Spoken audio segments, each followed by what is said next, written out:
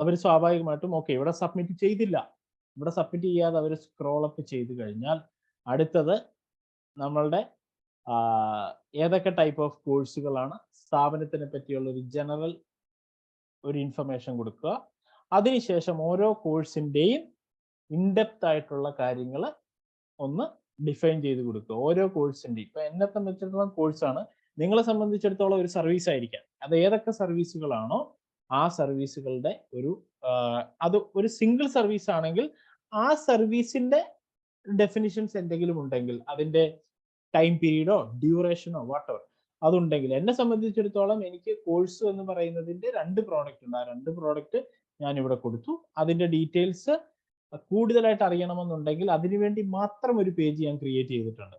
ഇപ്പൊ advanced diploma in digital marketing എന്ന് പറയുന്നത് ആണ് ഒരു സ്റ്റുഡന്റ് നോക്കുന്നതെങ്കിൽ ആ സ്റ്റുഡന്റിന് അതിനെപ്പറ്റി കൂടുതലായി അറിയണമെങ്കിൽ ഞാൻ അതിനു വേണ്ടി മറ്റൊരു പേജ് ക്രിയേറ്റ് ചെയ്തിട്ടുണ്ട്.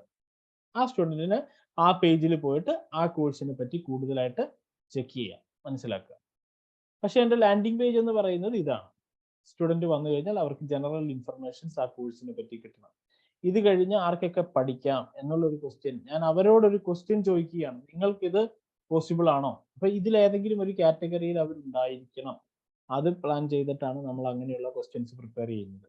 പിന്നെ അവര് നമ്മളുടെ അടുത്ത് ജോയിൻ ചെയ്യണമെങ്കിൽ ഒരു ടെസ്റ്റിമോണിയൽസ് ആവശ്യമാണ്. അതിനുശേഷം നമ്മൾ കമന്റ്സ് നമ്മൾ ഇട്ടിട്ടുണ്ട്, നമ്മൾ സ്റ്റുഡൻസിന്റെയോ അല്ലെങ്കിൽ നമ്മുടെ കസ്റ്റമേഴ്സിന്റെയോ വീഡിയോ ടെസ്റ്റിമോണിയൽ നമ്മൾ ഇട്ടിട്ടുണ്ട്.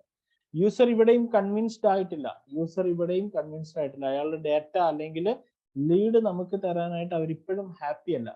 അങ്ങനെ വരുമ്പോൾ നമ്മൾ എന്തൊക്കെ സർട്ടിഫിക്കേഷൻസ് അവർക്ക് പിന്നെ കൊടുക്കുന്നു എന്നുള്ളത് നമ്മൾ കൊടുക്കുന്നു. അതിന് താഴെയും നമ്മുടെ അടുത്ത് നമ്മൾ അവരോട് ചോദിക്കുന്നു, നിങ്ങൾ പെട്ടെന്ന് അപ്ലൈ ചെയ്യുന്നോ അതോ വാട്സാപ്പ് ചെയ്യുന്നോ? ഇതിനെ ഈ ബട്ടണുകളെ പറയുന്ന പേരെന്താണെന്നറിയാമോ? ഈ ഒരു ബട്ടണുകളെ ഇതുപോലെ ഈ കാണുന്ന ഈ ഫോമുകൾ, ഇത് അതുപോലെ ഈ കാണുന്ന button quick apply, then download brochure, quick apply, submit. ഇതിന് പറയുന്ന ജനറൽ നെയിം ഉണ്ട്. എന്താണെന്ന് പറയാമോ? എന്താണെന്ന് അറിയാമോ? എനിവൺ? ജനറലി നിങ്ങളുടെ ലാൻഡിംഗ് പേജിൽ അത് വേണം.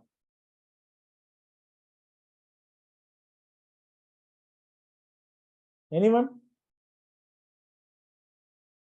ഒരാൾ ഒരു കാര്യം ഇട്ടിട്ടുണ്ട്, ബാക്കിയുള്ളവർക്ക് അതിനെ സപ്പോർട്ട് ചെയ്യാം. സപ്പോർട്ട് ചെയ്താൽ അതിനെ ലൈക്ക് ചെയ്യാം, അല്ലെങ്കിൽ നിങ്ങൾക്ക് നിങ്ങളുടേതായ ഒരു ഐഡിയയിൽ പറയാം. Shibu call to action, Jomar Antony call to action. Okay, അതാണ് CTA ബട്ടൺസ്. ഇതൊക്കെ നമ്മൾ നമ്മുടെ ക്ലാസ്സിൽ പറയുന്നുണ്ട്, നമ്മൾ ഇത് വ്യക്തമായിട്ട് പറയുന്നുണ്ട്. ക്ലാസ്സുകൾ നിങ്ങൾ കണ്ടിട്ടില്ലെന്നുണ്ടെങ്കിൽ CTA buttons, call to action. User എന്തിനാണ് കോൾ ടു ആക്ഷൻ ബട്ടൺ നമ്മൾ ലാൻഡിംഗ് പേജിൽ പ്രിപ്പയർ ചെയ്യുന്നത്? ഇതിന് ലാൻഡിംഗ് പേജ് ആണ്. അപ്പൊ എന്തിനാണ് നമ്മൾ ലാൻഡിംഗ് പേജിലേക്ക് CTA ബട്ടൺ അപ്ലൈ ചെയ്യുന്നത്? എന്തിനാണ് പറയാമോ? എന്തിനാണ് നമ്മൾ ലാൻഡിംഗ് പേജിൽ CTA ബട്ടൺസ് അവിടെ ഇവിടെയൊക്കെ ആയിട്ട് അപ്ലൈ ചെയ്യുന്നത്? നമ്മൾ എപ്പോഴും ഒരു യൂസർ ഇന്റന്റിൽ നിന്ന് ആലോചിച്ച് നോക്കൂ.